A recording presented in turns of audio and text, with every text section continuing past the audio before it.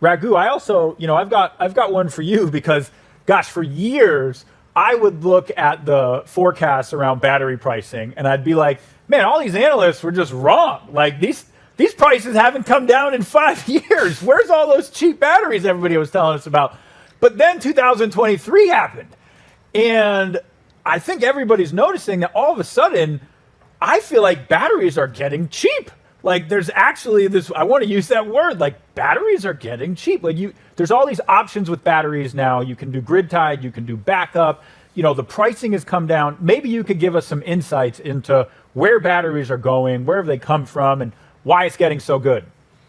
Yeah, we use the word battery as to represent just the cell and the chemistry, right? It's more to it than that. If you think about the elements of the battery, there is the cell, and then it gets put into a pack. Then there is the power electronics to charge the battery. Then there's the power electronics to discharge the battery. Then there's the communication, the software. So when you think about a battery, and when we use the word battery, we really mean a storage solution, right? That's what Enphase does, is that storage solution. Everybody has a role to play. The cell guys have to go figure out how are they reducing the cost of lithium chemistry, right? We have made a bet that it's going to be all about lithium iron phosphate, a very specific type of lithium chemistry that arguably is one of the safest chemistries that is out there, right? Alongside with what we control, all the power management, the communications, the software, all of that, we have done incredible amount of work in reducing the cost of that. So that's why you're seeing now cell chemistry costs is continuing to come down as more and more people are investing in factories, capacity is going up. You get 100 gigawatt hour factories. There are companies that are talking about going to have 500 gigawatt hours of production capacity, right? So the cell guys are going to continue down the path of reducing the cost of chemistry. And what we are doing is reducing the cost of everything beyond the cell, which is the power management, the communication, the software, the mechanical structure, etc. Because at the end of the day, what I envision is every home is going to have anywhere from 20 to 40 kilowatt hours of storage. Right? Why do I say that? Let's take a step back again. Let's look at the numbers. What's happening? Right? EV adoption is going up. Heat pumps adoption is going up. Today, if you look at an average consumption per home, it's about 30 kilowatt hours per day. That's an average. If you look at an EV commutes about 12 kilowatt hours per day, an equivalent of 12. 40 miles translates to about 12 to 15 kilowatt hours per day. Add 2 EVs, that's 30 kilowatt hours. You just doubled your consumption from 30 kilowatt hours a day to 60 kilowatt hours a day. Add a heat pump, that's another 12 to 15 kilowatt hours a day. I'm well over 2x the consumption. 2x the consumption per home. I just saw a recent study. California says that by 2035, the average consumption per home is going to go up by more than 40%. Those are massive changes, right?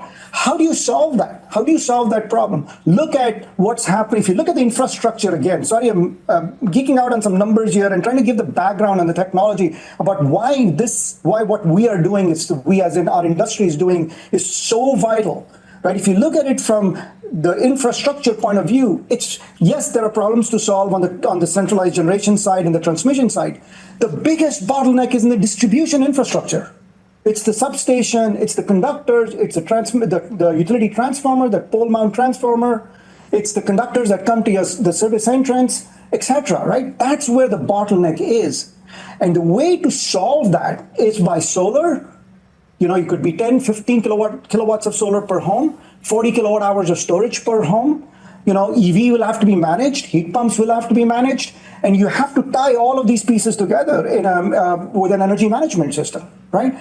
And so the fundamental challenge is, I think Mark said, hey, this illustrates complexity, and that's the problem we have to solve. It has to become very, very simple, both for the folks, the power folks who are trying to sell this product, the folks, our installer partners who actually go out there and install the product, folks who are maintaining the product. It has to be really, really simple, right? And that's what we do. So think about it like this. Every time you buy an EV, right?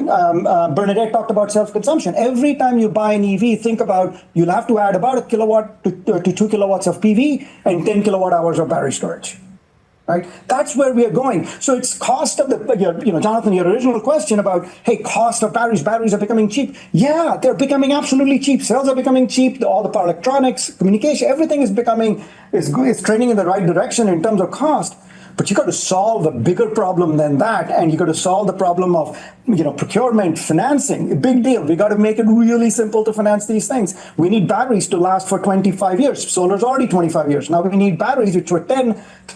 We have moved up to 15. They need to get to 25. So the financing becomes really simple. We need the installations to be very simple. We need maintenance to be simple. And the most important of all, I forgot to mention, you have to start with design, the design and modeling of these systems. So when you generate your proposal, it's a financial instrument now. You're generating a proposal that has to be really simple for the homeowner to understand. If I put a 10 kilowatt hour of battery, I'm going to get an 85% bill offset with a 7 to 9 year payback, and then ensuring that system actually delivers that to the homeowner, right? So that's kind of how, those are the things that we have to get our head around. As a technology player, our job is to make it really, really simple for both folks like Powur who are selling this product to the market, installer partners who are installing it and maintaining it.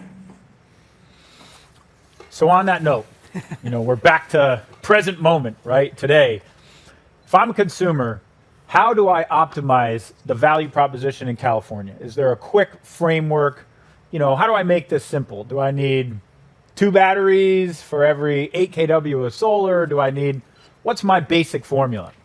Yeah, no, it has to be simple. So the way it is there's a design, for the approach we have taken is a very simple design and proposal tool. You ask the homeowner, a couple of questions about, hey, are you, for example, a daytime user or are you a late evening user? Or even simple, just give me your green button data, last 12 months of data. That's it, right? And then the system simply designs it for you. And then it says, okay, here's the size of the solar system you need. Here's the size of the battery system that you need. If you have an EV, here's an EV charger that you need that can kind of, manage it all, that you can control intelligently. And then it's giving the homeowner choice. Hey, if you want 70% bill offset, here's your choice. The system's going to cost X. If you want 85% bill offset, this is what you'll need. You'll need, 3 batteries. But it has to be simple, and we have done that. If you look at our design and proposal tool that we have developed, because it's needed. You have to simulate the entire operation of the system for 25 years in order to arrive at the number. And at the end of the day, it's really simple. It's going to be X size solar, whatever, 10 kilowatt of solar, it's going to be 10 kilowatt hours of battery, and you're going to get your 70, 80% bill offset, whatever it may be in that particular instance. But it's been made very, very simple using the tool. It has to be done with the tool. The NEM3 is complex enough that it warrants, you can't do back of the envelope calculations anymore.